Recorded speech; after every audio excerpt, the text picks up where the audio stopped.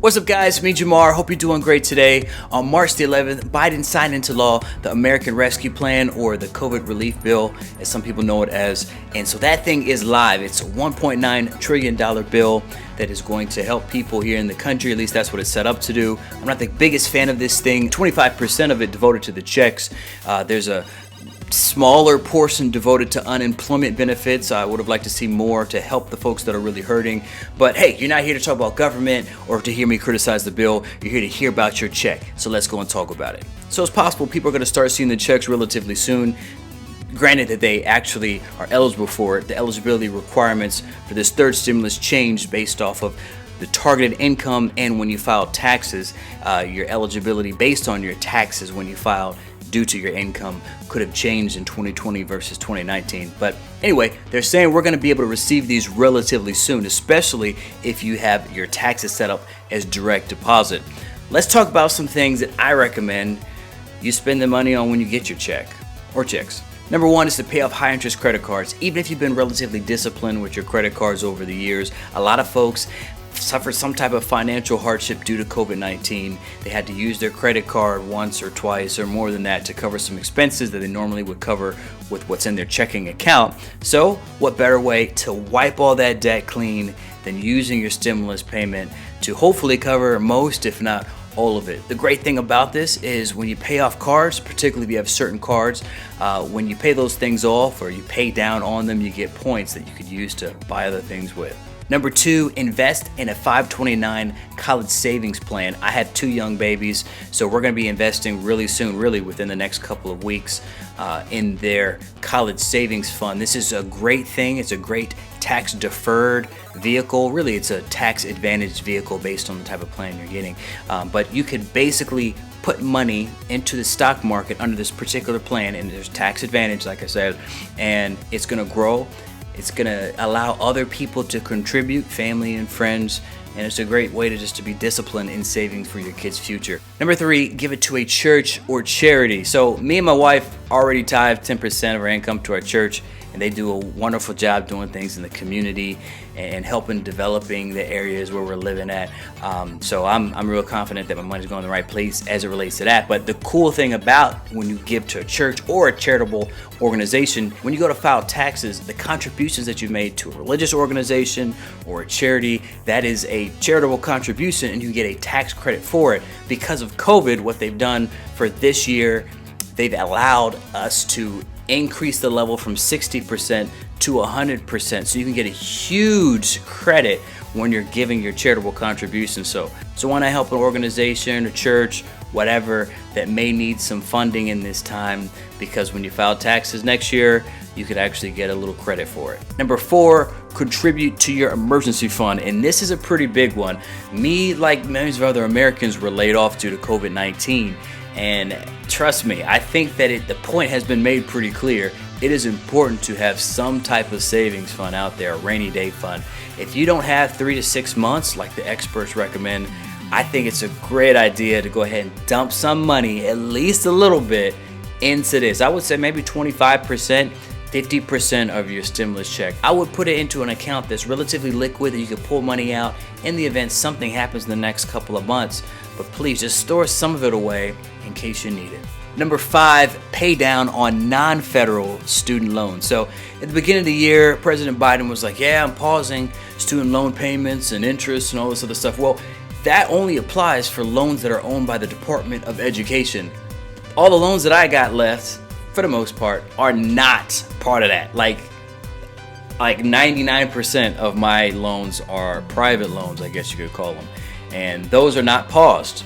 Those are still accruing interest. And so what better way to cut into some of that interest by taking some off the principal and paying some money devoted toward your non-federally held student loans. I think that's a great idea, especially because it doesn't necessarily look like the government's going to just forgive our loans, especially if you have non-federal Department of Education loans. So it's, I think, a great idea to pay towards some of your education loans if they're not owned by the federal government. Number six, open a retirement account or fund one.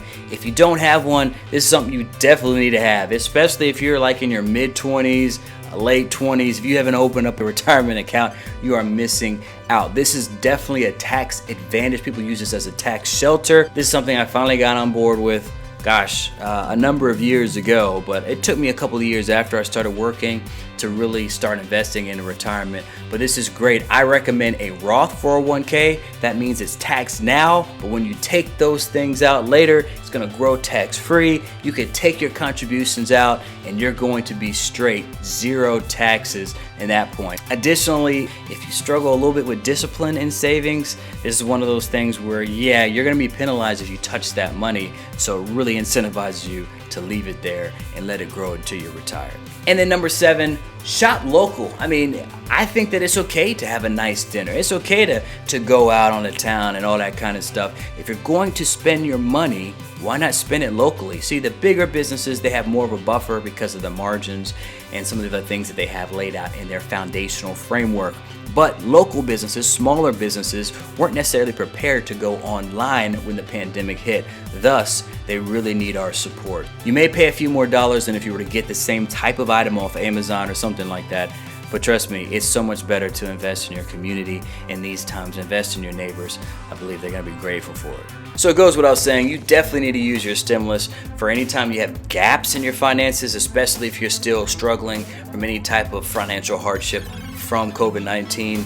I recommend being as conservative as possible because we don't know what the future holds. Who knows what's going to happen in a couple of months? There might be something where there's a correction event in the stock market. We really don't know. There may be a mutation, serious mutation of the virus. Who knows? And it's always good to have some money stored away in case the unforeseen happens. But, we have to have a little fun too. So let's talk about a couple of things you can spend your check on if you're just being ratchet. 1, get you a mother of pearl wedding ring with dinosaur bone and a meteorite. Now this is balling right here. We're talking about flashy. Who else has a dinosaur bone on their finger? I'm surprised it's not more expensive than the price that's shown here. This is like an ultimate flex. You could brag to just about everybody. And if I wasn't satisfied with my ring, I probably would be considering figuring out how I could pay for something like this. I mean, this is a good price. Dinosaur bone. Yo, who else is baller like that? So I'm not gonna lie, I fantasized a couple of times about, man, what if I lived in like a zombie apocalypse world? Like, what kind of guy would I be? A good guy? Of course I'd be a good guy, you know what I'm saying? Or would I be a guy who kind of just is in charge and doing all these things and just blasting zombies? I'm sure you had some similar fantasies where you could live your fantasy out with Rick's Colt Python revolver, the 357.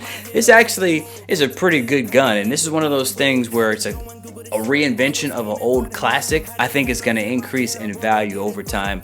If you are a gun enthusiast, this is something that you definitely should look at. Number 3, a robotic lawnmower. I remember a couple of years ago seeing this in the front of Lowe's, and I was like, what is this? What are they doing with this? And it was a robotic lawnmower. It was the dopest thing ever. Like, we're down here in the South, right? And it gets very hot. And because it's hot and humid and it rains a decent amount, that means the grass grows a lot. That means you're like cutting grass every week here in the South. How baller would it be just to have your robot go outside, hit the button, you walk back inside? I think that's a pretty cool flex. Number 4, a 3-night stay at the Grand King Suite at the Venetian in Las Vegas. Any room in the Venetian is like a suite technically. Any room in the Venetian is baller already, but you're going to like next level status in this room. I mean, it has a dining room, a really cool bedroom, a little meeting area. This is just like the epitome of luxury, and it ain't that expensive. So, hey, I'm starting to convince myself right now. And then last, number 5, you have 5 days to go to any park in Disney World in Florida. You have 3 days to use that. So you could pick any of this 5-day period to go out. If my kids were a little older, I'd be a little tempted. Thing about it is, if the kids are under 3, they don't pay. So that's something else to think about, guys. So I hope you guys enjoyed my list. I try to be relatively financially conservative. I like saving money. I like investing money because you never know when something's gonna pop up. I never thought I'd ever get laid off, but praise God, we were okay and we had some money and things worked out, and then I ended up getting a job sometime later. But it's always good to have a little bit of a fallback, a little nest egg, a little rainy day fun. And so spend your money wisely. If you have anything funny to say or conservative, as it relates to financial wisdom to say, hey, share it with us in the comment section. Give the video a thumbs up if you liked it and consider subscribing. Talk to you guys soon. Take it easy. Peace.